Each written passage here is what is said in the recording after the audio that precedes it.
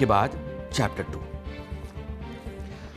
और बात करेंगे पटना में 6 जनवरी को जिस लड़की की मौत हुई शंभू गर्ल्स हॉस्टल के भीतर, जो लड़की अपने कमरे में कथित तौर पर बेहोश मिली, जिसको वहां के एक लोकल अस्पताल में 2.5 किलोमीटर दूर एडमिट कराया गया, फिर एक प्राइवेट अस्पताल में ले जाया गया, जो बेहोश मिलने से लेकर के मरने तक 5 दिनों तक जिंदा रही।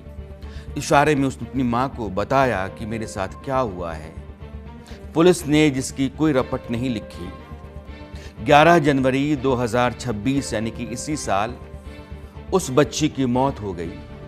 6 जनवरी से 11 जनवरी के बीच में कोई FIR नहीं।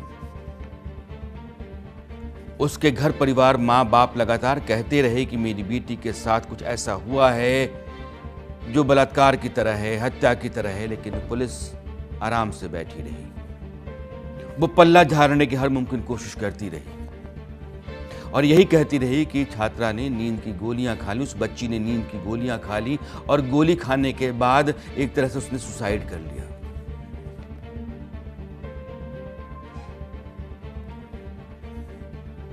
तो वो कल वही बोले कि आपकी बेटी सुसाइड कर ली है, तरह तरह की बातें हम लोग निराधार आरोप लगा रहे हैं। आज 25-26 दिन हो गया घटना के, लेकिन आज तक हम ही लोगों को प्रताड़ित किया जा रहा है बार बार। कल भी हम लोग गए वहाँ, हम लोग को प्रताड़ित किया जाने का प्रयास किया गया। DGP साहब जो थे हम लोगों को धमकाए कि ठीक है हम केस को ट्रांसफर कर देते हैं CBI के, और CBI आप लोग को दौड़ाते रहिएगा 2 साल, उसके बाद थक जाइएगा, उसके बाद फिर बताइएगा क्या हुआ। तो हम लोग को भरोसा था CBI पे सर, लेकिन CBI का इस्तेमाल हम लोग को डराने धमकाने के लिए DGP के द्वारा किया गया। इसलिए भरोसा आप सर CBI पे भी नहीं है, और जिस तरह से काम यहाँ पे SIT किया है वही काम CBI भी दोहराएगी, क्योंकि आप समझ सकते हैं कितना दिन में पूरा साक्ष्य मिटा करके केस को बिहार पुलिस ट्रांसफर कर रही है कहाँ, CBI को। मेरी बेटी क्या न्याय देगा? कोई अथी देने वाले नहीं है, यहाँ बिका हुए हैं, पुलिस सब बिके हुए हैं। गड्डी मिला है, हम गड्डी नहीं दे रहे हैं। पुलिस DSP रहे चाहे SP रहे, चाहे कौन चौधरी तो बुला रहे हैं। डायरी में लिखता है, अरे अपना फैमिली के सबको डायरी में लिखता है।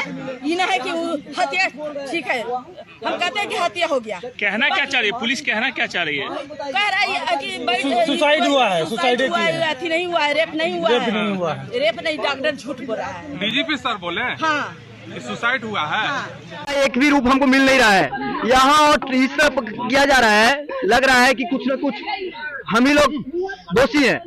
ये सम्राट चौधरी जी बुला रहे हैं, बताइए हम किस बेसिस पे उनसे मिले? यहाँ DGP साहब कुछ बोल रहे हैं, वो कल बोला गया है सर इसके बारे में तो माँ ही बताएगी। माँ बेचारी रो के निकल रही है। आप लोग नाराज दिख रहे हैं, बात नहीं हुई जो होना चाहिए। बात होती तो फिर नाराज क्यों निकलते?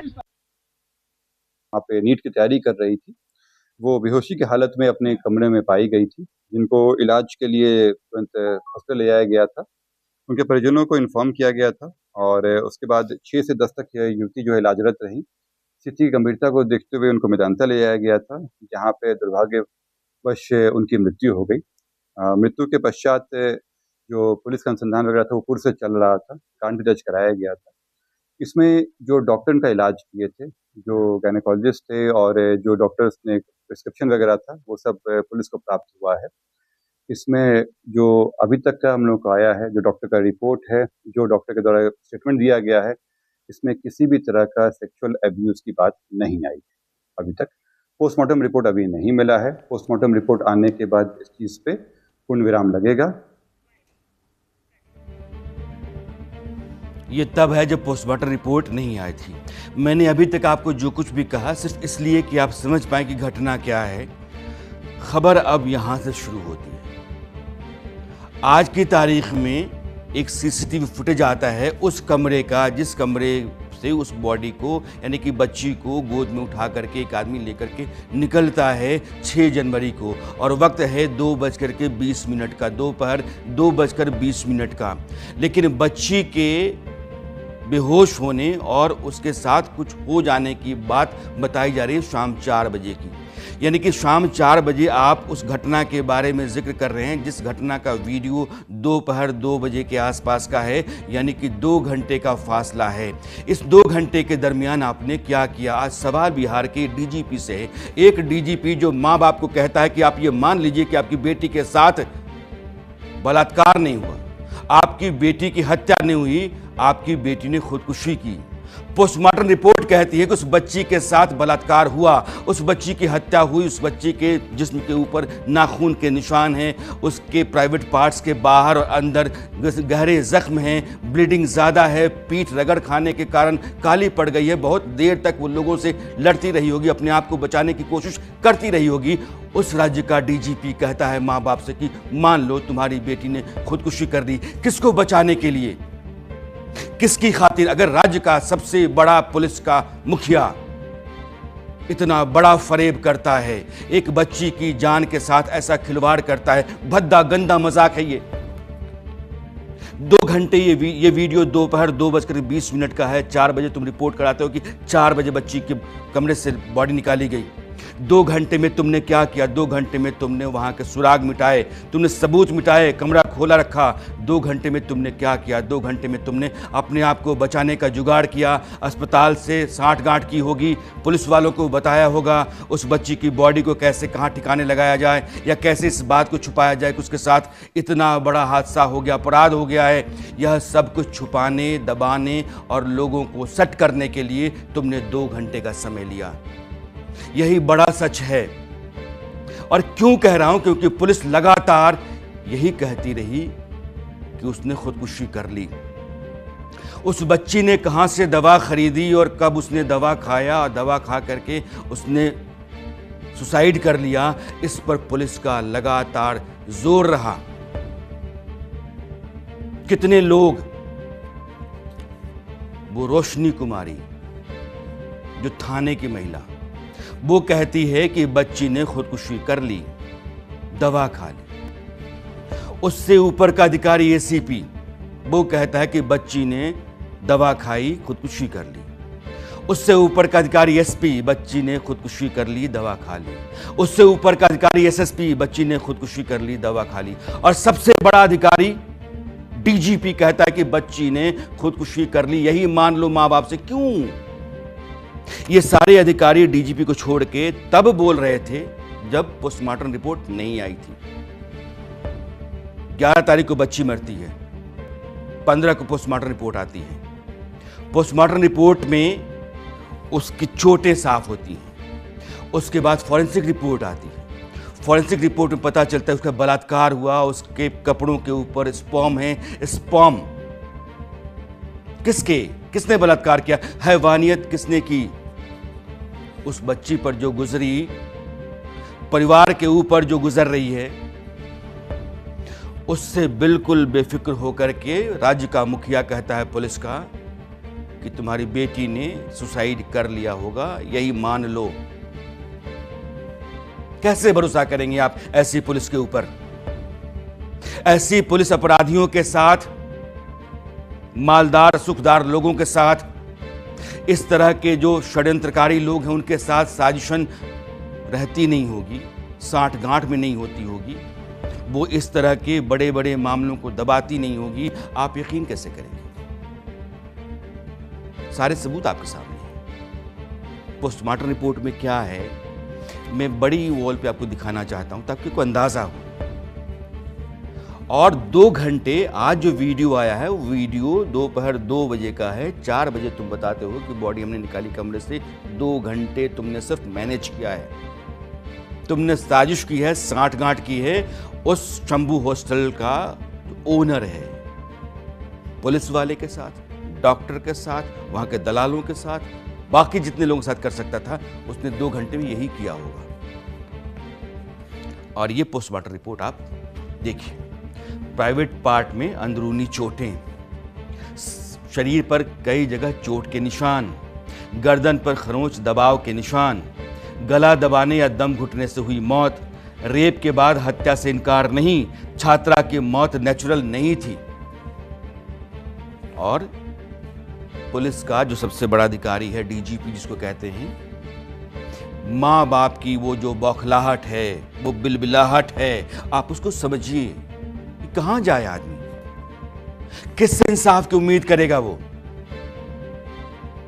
आक्रोश में हैं, बौखलाए हुए हैं कि अंदर यह पुलिस का सबसे बड़ा अधिकारी, जिसको डीजीपी कहते हैं, कहता है कि मान लो तुम्हारी बेटी ने खुदकुशी कर ली। फिर ये पोस्टमार्टम रिपोर्ट क्या है, एफएसएल रिपोर्ट क्या है? एफएसएल रिपोर्ट मैं आपको दिखाना चाहता हूं। एफएसएल की रिपोर्ट दिखाइएगा। छात्रा के कपड़ों से मेल स्पर्म के नमूने मिले, स्पर्म। जांच में यौन अपराध की पुष्टि, यौन अपराध का मतलब रेप। घटनास्थल से सीमन खून के नमूने मिले, घटनास्थल पर खून के धब्बों की भी पुष्टि। छात्रा के कपड़े भी फटे हुए मिले, छात्रा के साथ जबरदस्ती की गई। खुद को बचाने के लिए संघर्ष करती रही छात्रा। एक लड़की के कपड़े फटे हुए हैं, शरीर पर जख्म के निशान हैं, गर्दन को दबाने के निशान हैं, और वो लगातार संघर्ष करती रही। उसकी पीठ नीली पड़ी हुई है, रगड़ खा खा कर किसी दीवार या किसी सख्त जमीन से उसने खुदकुशी कर ली। ऐसी अराजक और इस तरह के अंधेरगर्दी चल नहीं सकती,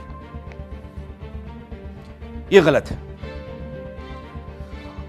पुलिस कहां कहां झूठ बोलती रही है, आपको एक बार दिखाना चाहता हूं।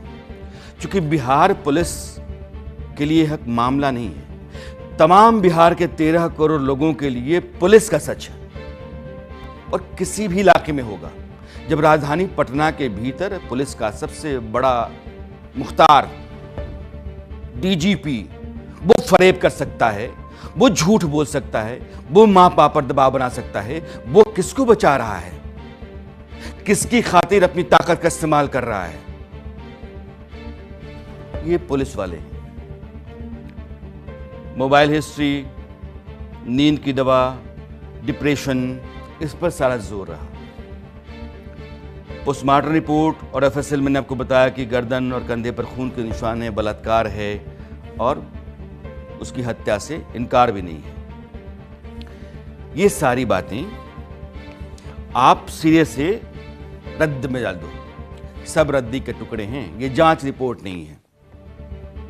मां बाप ये मान ले कि बेटी तो खुद ही मर गई, लटक गई।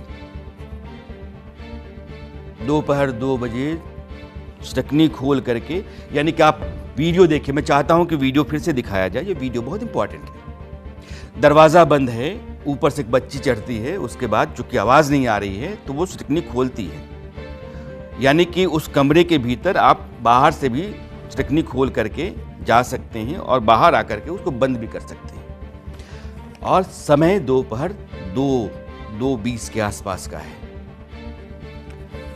इस समय एक आदमी उस बच्ची को गोद में लेकर के निकल रहा है, लेकिन इस घटना के बारे में बताया जा रहा है कि 4 बजे यह घटना हुई, जब दरवाजा खोल करके उसको देखा गया लटकते हुए, उसको बाहर लेकर के आया गया।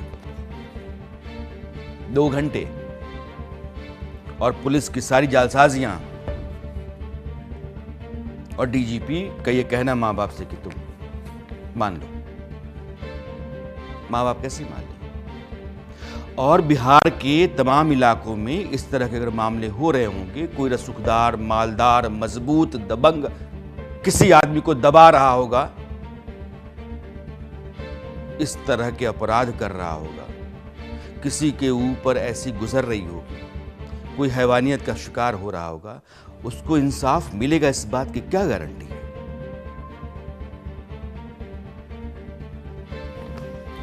हमारे सहयोगी विकास ओझा पटना से जुड़ रहे हैं। चूंकि समय इस चैप्टर के लिए अब मेरा खत्म हो गया। विकास, एक ही सवाल है, पुलिस क्या चाहती है, क्या इंटेंट है पुलिस का इसमें? किसको बचाना है? देखिए सबसे पहले जो है एसएचओ से लेकर डीजीपी तक ये बयान दे रहे हैं कि ये आत्महत्या है, तो अब निश्चित तौर पर यह समझा जा सकता है कि ये पैसे के बदौलत ही कहीं ना कहीं राजनीतिक रसूख इसमें काम कर रहा है, क्योंकि ये साफ इशारा करता है कि पहले एसएचओ, फिर एएसपी, फिर एसपी, फिर एसएसपी और डीजीपी तक कह रहे हैं कि मान लो कि आपकी बेटी ने आत्महत्या किया है। ये तस्वीर सामने आई है और सबसे अहम बात यह है कि पोस्टमार्टम रिपोर्ट और एफएसएल रिपोर्ट सीधे तौर पर जो है दुष्कर्म की तरफ इशारा करते हैं और दुष्कर्म के बाद हत्या की तरफ इशारा करते हैं। तो ऐसे में एसएचओ से लेकर डीजीपी तक का ये बयान देना कहीं ना कहीं ये इशारा करता है कि इसमें राजनीतिक रसूख काम कर रहा है। किसी ताकतवर को बचाने के लिए एसएचओ से लेकर डीजीपी तक कोशिश कर रहे हैं। ये कौन है जिसको बचाने के लिए बिहार के पुलिस ने एड़ी चोटी का जोर लगा रखा है? उसने उजाले को अंधेरा कहना शुरू कर दिया है और वो इंसाफ के नाम पर सरासर नाइंसाफ़ी कर रही है। हमारी नज़र है और हम इसकी तह तक हैं, इसलिए हम आपके साथ बने रहेंगे। जहाँ कहीं भी आपका सवाल है, सरोकार है, नाइंसाफ़ी है, वहाँ न्यूज़ इंडिया आपको मिलेगा। हमें राजनीति ज़्यादा नहीं करनी, हमें वैसी खबरों से कोई लेना देना नहीं जो महज बयानबाजियाँ होती हैं। हमको आपके सरोकार से बहुत मतलब है। हम आपकी आवाज़ हैं और जब कभी भी आपको लगता है कि ऐसी नाइंसाफ़ी हो रही है, कुछ लोगों की धौंस, धमकी, दबंगई का शिकार समाज है, व्यक्ति है, तो हम आपके साथ खड़ा मिलेंगे। और अब बात